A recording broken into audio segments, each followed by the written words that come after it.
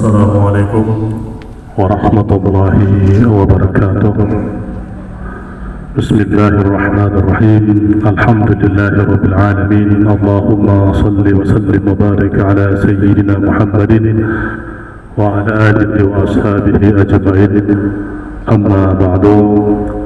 Al-Mukhtaram Al-Mukarram Kiai Haji Hilmi Pedungge selaku Qadi Wonobolango dan juga sebagai Rois Surya pengurus cabang Nahdlatul Ulama Kabupaten Wonobolango dan juga beliau sebagai Ketua Majelis Ulama Indonesia Kabupaten Wonobolango.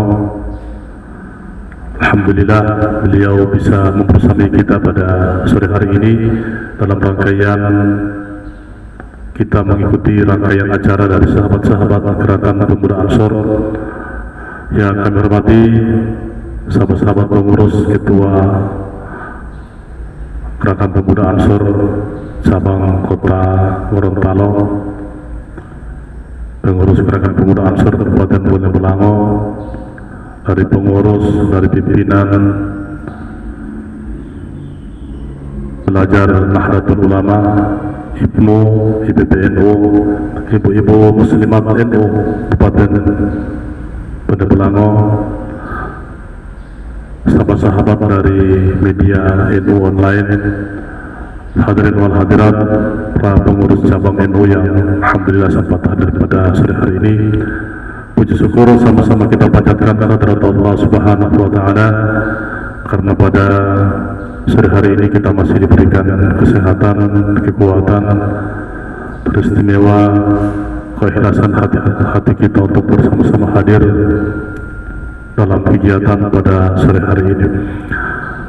Salawat dan salam sama-sama kita sampaikan kepada baginda Rasulullah sallallahu alaihi wasallam, para keluarga beliau, sahabat beliau, insyaallah sampai kepada kita yang masih konsekuen dengan sunnah-sunnah beliau hingga akhir zaman.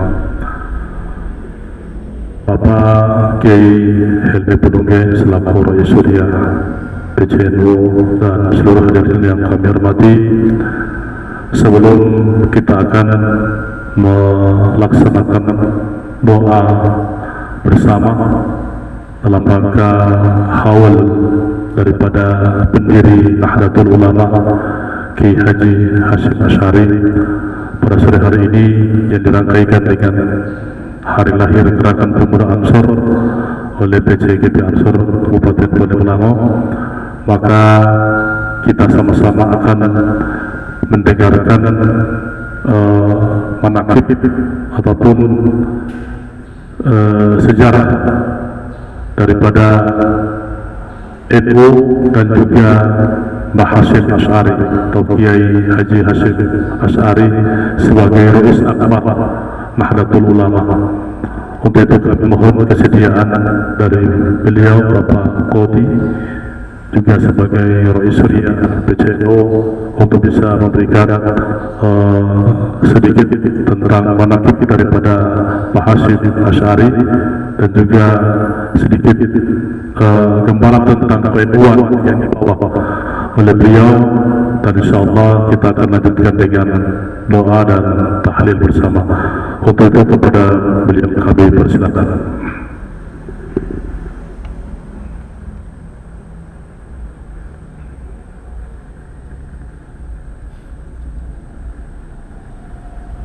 Assalamualaikum warahmatullahi wabarakatuh. Waalaikumsalam warahmatullahi wabarakatuh. Bismillahirrahmanirrahim. Alhamdulillahi rabbil alamin. Wassalatu wassalamu ala asrafil anbiya wal mursalin Sayyidina wa maulana Muhammadin wa ala alihi wa sahbihi ajma'in, amma ba'du. Yang saya hormati Ketua Ansor Kabupaten Wonobolango, yang saya hormati Ketua PBNU Nahdlatul Ulama Kabupaten Wonobolango Bapak Sulaiman Adadaun, yang saya hormati Ketua Ansor Kota Gorontalo, yang saya hormati Bapak Ibu hadirin sekalian yang sama dirahmati Allah. Pertama dan utama, marilah kita memanjatkan puji dan syukur kita kehadirat Allah Subhanahu wa Ta'ala, dan karena dengan izin dan kuasanya lah sehingga pada hari ini kita bisa bersama-sama berada di tempat ini dalam rangka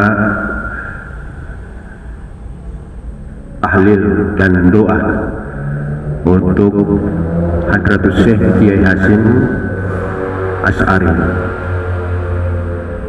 Selawat dan salam sama kita aturkan kepada junjungan kita Nabi besar Muhammad sallallahu alaihi wasallam, kepada keluarga beliau, kepada para sahabat, dan insya Allah limpahan rahmat dan barokahnya akan sampai kepada kita sebagai umat beliau yang senantiasa istiqomah menjalankan syariat dan sunnah-sunnahnya. Bapak Ibu jamaah sekalian yang sama dirahmati Allah, Nahdlatul Ulama, Nahdlatul itu adalah kebangkitan, ya, kebangkitan para ulama. Nahdlatul Ulama, kebangkitan para ulama. Karena di zaman penjajahan dulu, ya, para ulama itu mereka sangat kesulitan untuk menyebarkan ajaran agama.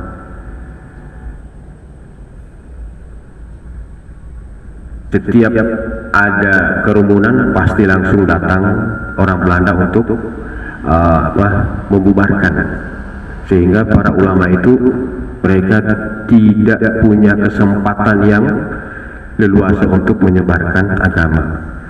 Maka kemudian para ulama mereka berkeinginan, atau setelah mereka rombok, para ulama rombok, mereka menyimpulkan kalau kita ingin ajaran agama kita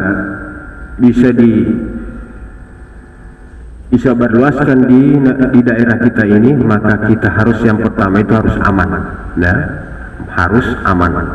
Sehingga para pejuang atau para ulama di kala itu mereka berusaha untuk memperjuangkan kemerdekaan negara kita demi untuk menyebarkan agama.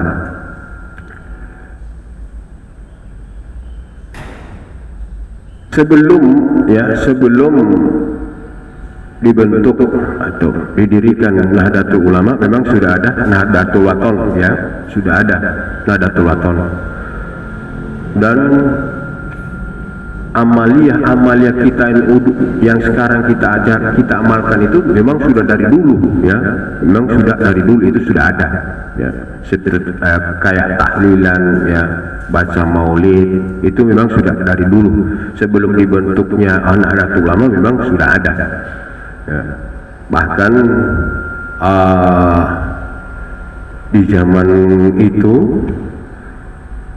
contoh pada saat Kiai Haji Ahmad Dahlan datang ke pondok pesantrennya Kiai Hasyim Asy'ari, ya, maka pada saat itu diadakan pembacaan maulid, yaitu maulid berjanji, ya, maulid berjanji.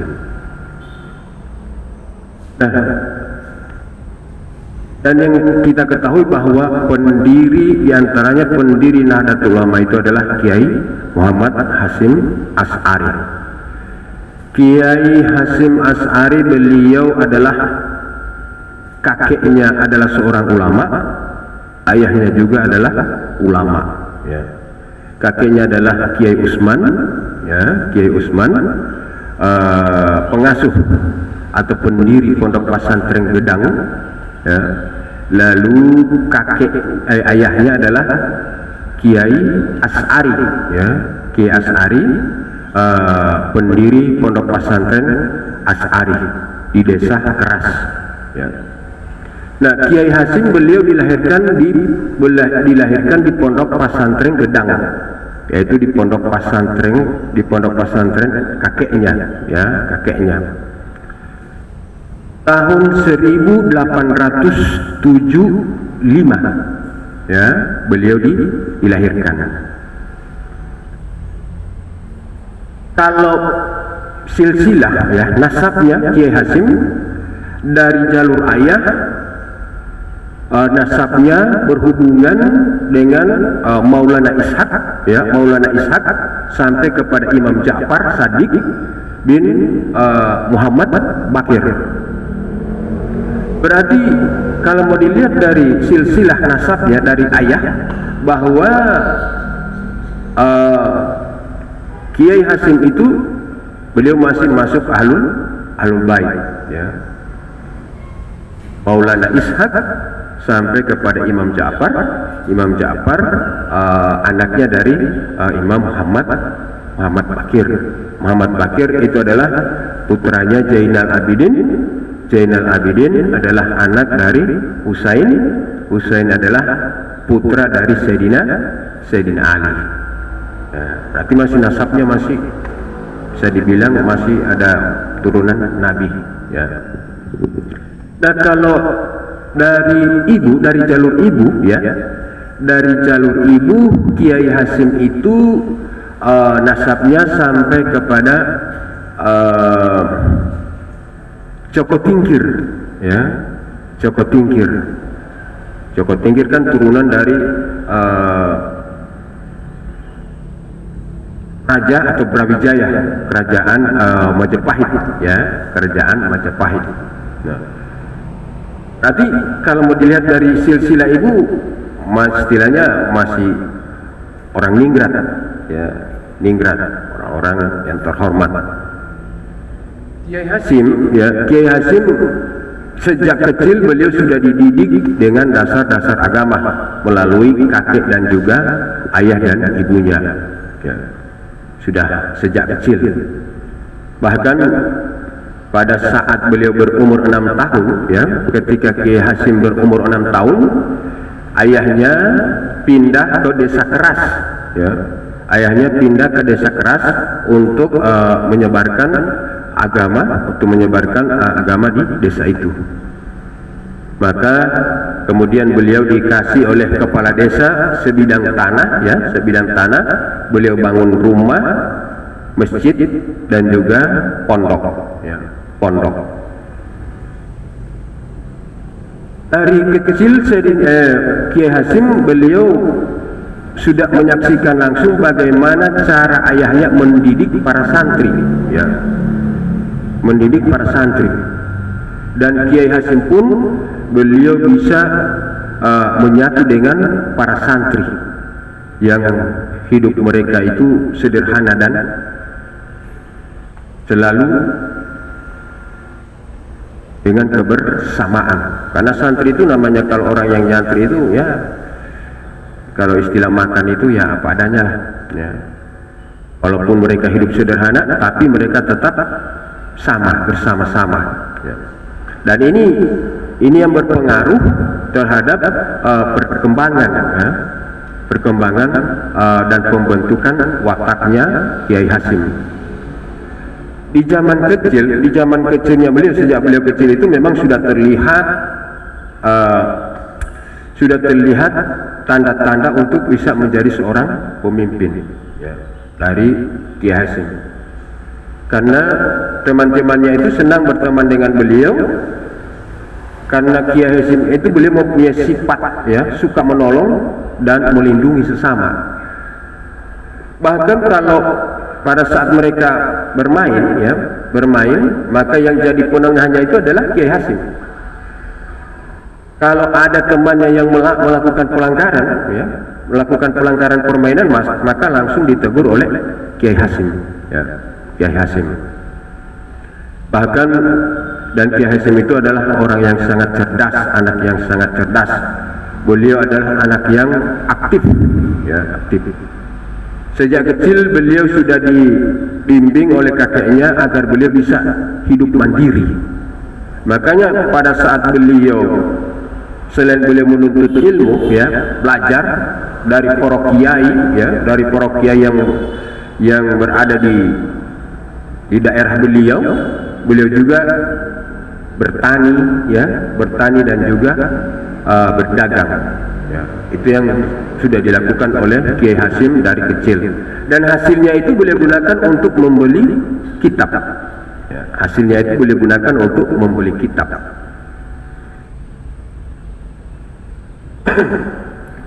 Umur 13 tahun, ya, umur 13 tahun Kiai Hasim mulai membantu ayahnya mengajar di pondok pesantren ayahnya. Membantu ayahnya. Ini umur 13 tahun. Yang dia ajar orang-orang yang lebih tua dari beliau. Yang beliau ajar adalah orang yang lebih tua dari beliau. Nah, setelah umur 15 tahun, ya, setelah umur 15 tahun, maka Kiai Hasim merasa belum cukup dengan ilmu yang dia dapat dari keluarganya, baik dari ayahnya, dari kakeknya, dari ibunya.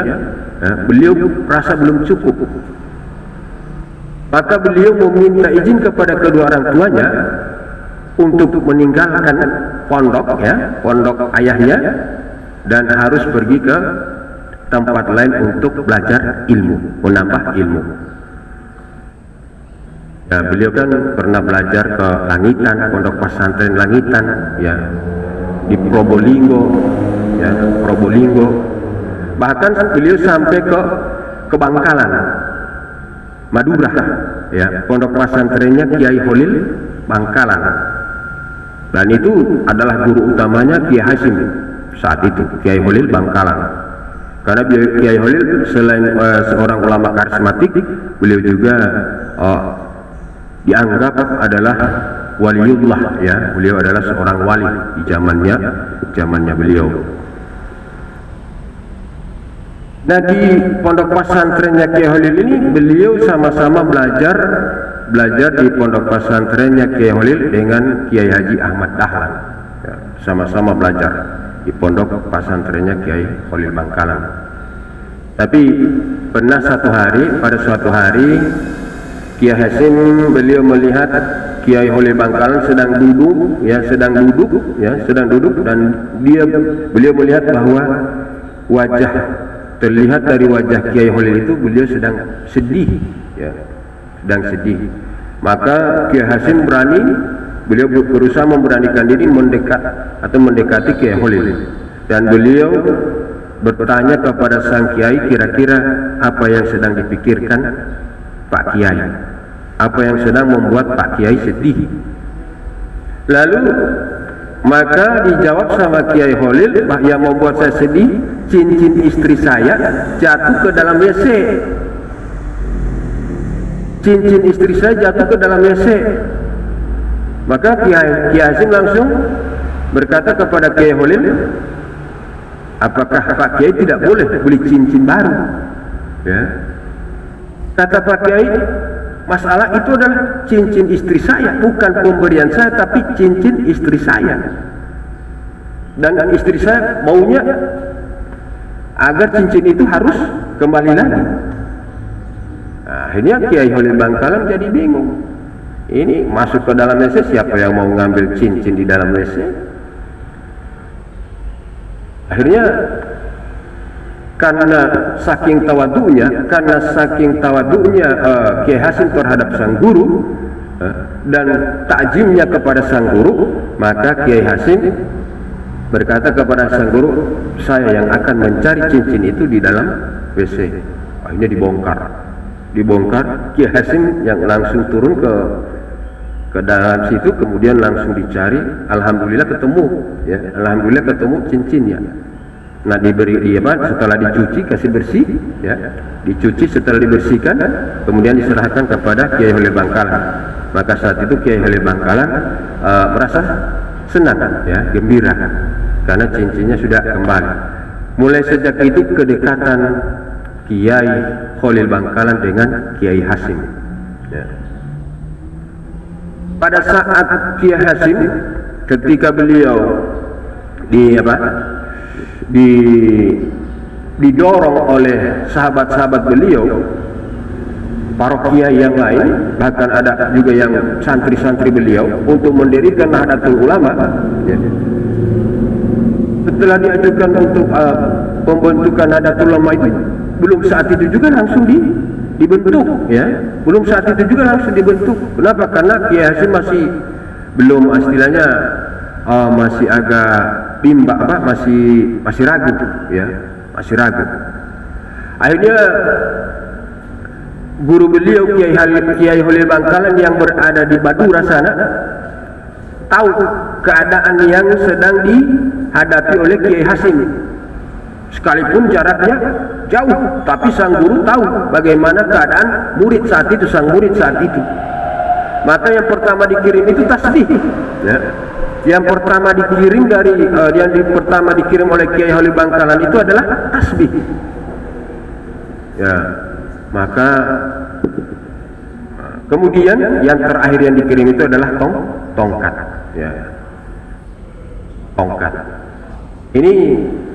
Ini sampai setelah Kiai Hasim, ya, setelah Kiai Hasim tidak lagi berada di Bangkalan, ya, di pondok pesantrennya Kiai Holil Bangkalan, karena kedekatan antara Kiai Holil Bangkalan dengan Kiai Hasim, setiap apa yang dialami oleh Kiai Hasim maka pasti itu akan dirasakan, akan diketahui oleh Kiai Holil Bangkalan. Nah, pada saat setelah 5 tahun, ya, di dalam ini, setelah 5 tahun belajar di pondok pesantrennya Kiai Holil Bangkalan, ya, belajar di pondok pesantrennya Kiai Holil Bangkalan,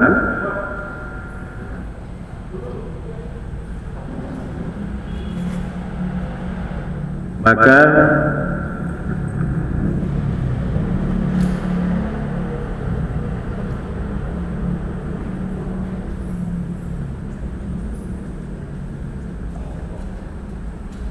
Kiai Holil Bangkalan merasa bahwa ilmunya Kiai Hasim sudah cukup, ya, sudah cukup.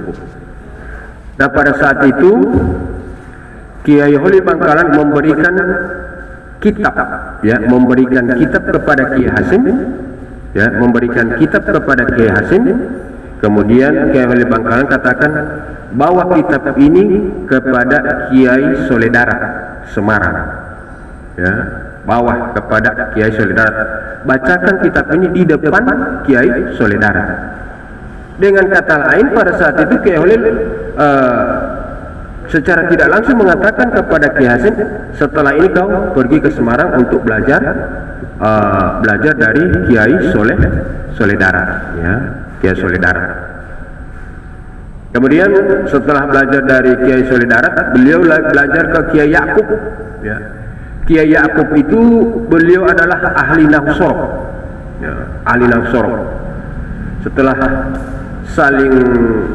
Setelah beberapa lama Kiai Hasim belajar, ya, Kiai Hasim Asy'ari belajar di pondok pesantrennya Kiai Yakub, dan makin dekat antara Kiai Yakub dengan Kiai Hasim, maka saat itu Kiai Yakub ingin bahwa beliau ingin menjadikan Kiai Hasim itu sebagai anak mantu, ya, sehingga dinikahkan dengan anak Kiai Yakub, ya. Setelah menikah, ya, tidak beberapa lama menikah, kemudian Kiai Hasim bersama dengan keluarganya, termasuk Kiai Yakub, mereka melaksanakan ibadah haji di kota Mekah, atau pergi ke tanah suci untuk melaksanakan ibadah haji. Kalau kebiasaan orang-orang dulu itu, setelah mereka melaksanakan ibadah haji itu, mereka tidak langsung pulang ke tanah air, ya, tidak langsung pulang ke tanah air, mereka masih menetap di tanah suci untuk lebih memperdalam ilmu agama, ya. Sehingga setelah Kiai Hasim dengan orang tua atau papa mantunya dan istrinya melaksanakan ibadah haji, mereka masih berada di tanah suci, masih menambah ilmu, Akhirnya istri beliau melahirkan di tanah suci. Tidak lama kemudian istrinya jatuh sakit parah, meninggal di tanah suci. 40 hari kemudian anaknya yang bernama Abdullah juga ikut meninggal. Sehingga pada saat itu Kiai Hasyim merasa sangat sedih karena ditinggal istri tercinta dan juga ditinggal istri dan anak tercinta. Pada saat itu Kiai Hasyim baru berumur 21 tahun. Beliau umur 21 tahun. Beliau masih belajar, kemudian beliau putuskan dengan papa mantunya atau Kiai Yakub untuk kembali ke tanah air, kembali ke tanah air. Setelah beberapa lama di tanah air, maka kecintaan beliau terhadap tanah suci, maka beliau putuskan untuk balik lagi ke tanah suci. Berapa kali Kiai Hasyim itu bolak-balik ke tanah suci? Beliau kalau mau dihitung-hitung itu sekitar 8 tahun beliau belajar di tanah suci. Guru-guru beliau diantaranya adalah kalau untuk hadis Kiai Mahfuz Al-Turmusi, Al-Turmusi, dan inilah yang memberikan ijazah Bukhari. Mahfuz Al-Turmusi ini yang memberikan ijazah Bukhari kepada kepada Syekh Hasyim Asy'ari.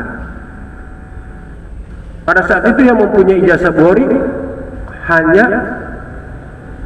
Kiai Hasyim, sehingga guru beliau Kiai Holil Bangkalan, karena setelah Kiai Hasyim kembali dari tanah suci, ketika beliau sudah menetap di tanah air, beliau setiap Ramadan itu berusaha menghatam Sahihain itu Sahih Bukhari dan Sahih Muslim. Dimulai dari pertengahan Sya'ban, dimulai dari pertengahan Sya'ban sampai 27 Ramadan.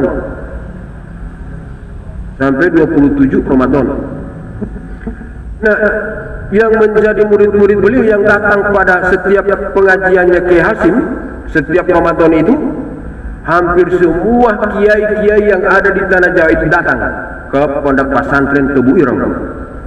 Ke pondok pesantren Tebu Ireng untuk belajar apa? Untuk belajar Sahih Bukhari maupun Sahih Muslim. Kenapa? Karena yang mempunyai ijazah saat itu hanyalah Kiai Hasyim Asy'ari. Yang mendapatkan ijazah saat itu baru Kiai Hasyim Asy'ari. Bahkan guru beliau Kiai Holil Bangkalan setiap Ramadan itu datang ke Tebu Ireng untuk belajar Sahih Bukhari ataupun Sahih Muslim. Bukan berarti Mbah Holil itu belum menguasai Bukhari, Sahih Bukhari dengan Sahih Muslim. Kenapa? Karena walaupun Kiai Hasyim itu adalah murid beliau, tapi beliau adalah orang yang sudah mendapatkan ijazah. Tapi Kiai Hasyim tidak menganggap sang guru beliau ini sebagai murid, tidak. Karena penghormatan Kiai Hasyim terhadap guru-gurunya. Bahkan saat Kiai Hasyim masih tinggal di rumahnya di pondok pesantrennya Kiai Holil Bangkalan, beliau sama Kiai Haji Ahmad Dahlan itu, kalau sang kiai udah mau keluar masjid, berebutan mereka keluar cari sandalnya Kiai Holil Bangkalan, langsung dipersiapkan. Kalau yang duluan ke depan sana, yang lebih dulu ke depan sana Kiai Ahmad Dahlan, Kiai Hasyim langsung mendekat ke Kiai Holil Bangkalan, dipegang tangannya sang kiai, pegang tangan sang kiai sampai ke luar, sampai di luar masjid dan menggunakan sandal. Sehingga dua murid ini termasuk murid kesayangannya Kiai Holil Bangkalan, yaitu Kiai Haji Ahmad Dahlan dan juga Kiai Hasyim Asy'ari. Kalau Kiai Hasyim itu adalah orang yang aktif, orang yang sangat aktif. Beliau suka, dengan kata lain, beliau adalah orang yang banyak inovasi. Itu Kiai Hasyim, orang yang banyak inovasi.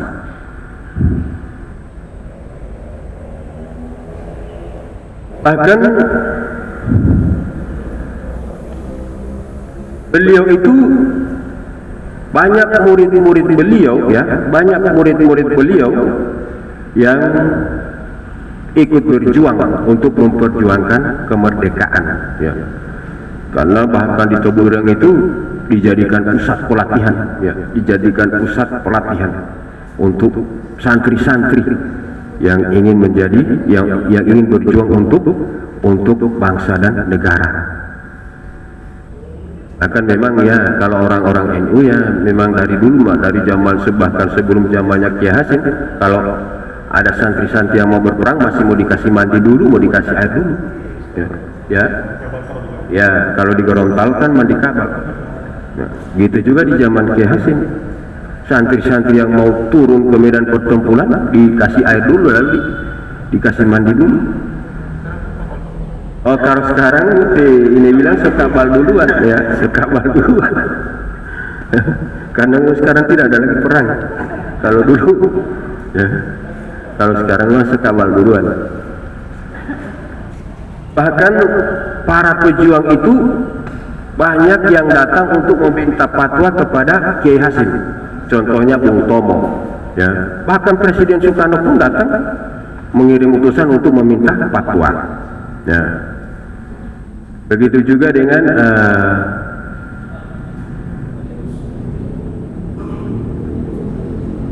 dengan Panglima Sudirman, ya.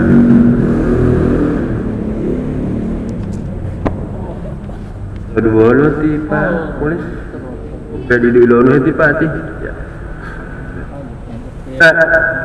Bahkan Bung Tomo, ya, Bung Tomo itu beliau meminta fatwa dari Kiai Hasim ketika akan terjadi, ketika waktu itu saat ada agresi Belanda, ya, ada agresi Belanda. Maka timbullah saat itu resolusi jihad, ya, resolusi jihad. Dihimbau oleh Kiai Hasim, semua penduduk yang ada di Jawa Timur, yang ada di Surabaya itu berjuang untuk melawan Belanda, ya. Nah, sering kita kan dengar hubbul waton minal iman, itu bukan hadis, ya. Itu adalah perkataannya Kiai Hasim, ya, untuk memberi motivasi kepada para ulama, ya, maupun para santri untuk berjuang melawan Belanda. Akhirnya pada saat pertempuran 10 November itu kan, ya, 10 November itu yang datang itu bukan hanya sekedar orang-orang Surabaya, orang-orang dari luar Surabaya pun datang untuk berjuang, ya, berperang. Sehingga peperangan saat itu kan sangat merugikan pihak Belanda. Kenapa banyak kerugian yang mereka alami? Padahal saat itu kita, pejuang-pejuang kita itu hanya menggunakan bambu runcing, ya, hanya menggunakan bambu runcing. Tapi mereka bisa menghadapi ribuan bala tentara yang menggunakan senjata, ya, senjata modern. Itu karena apa? Karena semangat, ya, karena semangat dan juga doa. Yang sempat saya baca itu, kalau pas ada biasa itu yang sering ada yang minta air sama Kiai Hasim, tapi karena saking banyak yang mau dikasih air, akhirnya Kiai Hasim suruh, kalian kok Kiai ini. Itu kalau di zaman dulu. Ya, sehingga alhamdulillah para pejuang dulu banyak yang selamat karena doanya banyak para kiai, barakahnya para kiai. Nah, Kiai Hasim selain beliau adalah pendiri pondok pesantren Tebuireng, ya, dan juga pendiri NU, beliau juga adalah pejuang nasional, ya. Beliau adalah pejuang nasional. Bahkan saat jam berapa tahlilan ini Pak Sulaiman? Ini? Nah, bahkan pada saat masih lagi 2 menit lagi, 2 menit kita tambahin kalau lagi. Bahkan ketika Mbah Hasim atau Kiai Hasim Asy'ari ketika beliau ingin mendirikan pondok, ya, yang beliau pilih adalah Tebuireng. Tebuireng itu adalah tempat maksiat, ya, tempat maksiat. malam hari ramai di Tebu Ireng, siang hari sunyi, sepi. Padahal di sekitar situ lahan pertanian sangat luas, tapi tidak dimanfaatkan oleh masyarakat. Mereka lebih suka usaha malam, ya, usaha malam. Ya, sehingga Tebu Ireng itu menjadi tempat maksiat. Bahkan kakek dan ayahnya itu kan, kakek dan ayah beliau itu kan kurang setuju, ya, kurang setuju beliau itu mendirikan pondok di Tebu Ireng. Sebenarnya sebelum Tebu Ireng namanya Kebo Ireng, ya, Kebo Ireng, kerbau yang hitam. Kenapa? Karena kebetulan ada kerbau yang jatuh ke dalam lumpur, ya, kerbau putih, pada saat diangkat menjadi hitam. Bukan hitam karena lumpur, tapi karena apa ya? Karena lintah darat, ya, lintah. Akhirnya disebut dengan Kebo Ireng, kerbau hitam. Kemudian diganti dengan Tebu Ireng. Kenapa? Karena di situ ada tebu hitam buat gula pasir. Nah, di tempat inilah Kiai Hasyim Asy'ari membangun pondok pesantren. Bahkan di awal saja beliau harus berhadapan dengan orang-orang masyarakat atau masyarakat Tebu Ireng yang tidak senang dengan dakwah, ya, yang tidak senang dengan dakwah. Karena Kiai Hasyim adalah orang yang sangat cerdas, sehingga beliau bisa mendapatkan solusi. Solusinya apa? Yang pertama beliau dekati adalah orang yang cukup berpengaruh di tempat itu. Kebetulan saat itu santri-santri Tebu Ireng itu kan mereka mulai memanfaatkan lahan yang ada, ya, ladang yang ada, baik itu untuk ada yang nanam padi, nanam sayur-sayuran, kemudian itu dibawa ke pasar-pasar untuk dijual. Nah, kebetulan pada saat itu ada yang memang punya angkutan transportasi dan dia adalah orang yang sangat berpengaruh saat itu. Nah, itulah yang pertama didekati oleh Kiai Hasyim. Dari situ, dari beliau itu kemudian mulai merambah ke yang lain, sehingga alhamdulillah Tebu Ireng sekarang yang dulunya tempat maksiat, alhamdulillah sekarang sudah menjadi tempat pondok pesantren yang sangat besar. Santrinya ribuan orang, ya, santrinya ribuan. Masih di zaman sang kiai saja sudah ribuan, sekitar 2000-an, apalagi di zaman sekarang sudah puluhan ribu. Nah, mungkin hanya ini yang bisa saya sampaikan karena memang sudah waktu, ya. Serta tambah juga dengan saya aus bulan puasa ini. Mungkin hanya ini yang bisa disampaikan. Insya Allah bisa bermanfaat untuk semua. Lebih dan kurangnya, assalamualaikum warahmatullahi wabarakatuh.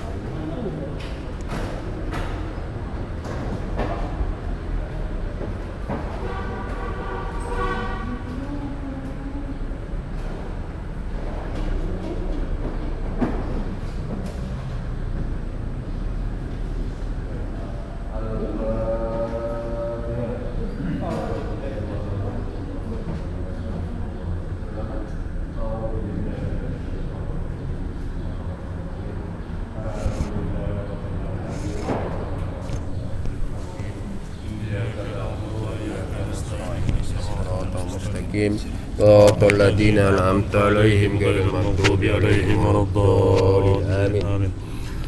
بسم الله الرحمن الرحيم. قل هو الله أحد الله الصمد لم يلد ولم يولد ولم يكن له كفوا أحد.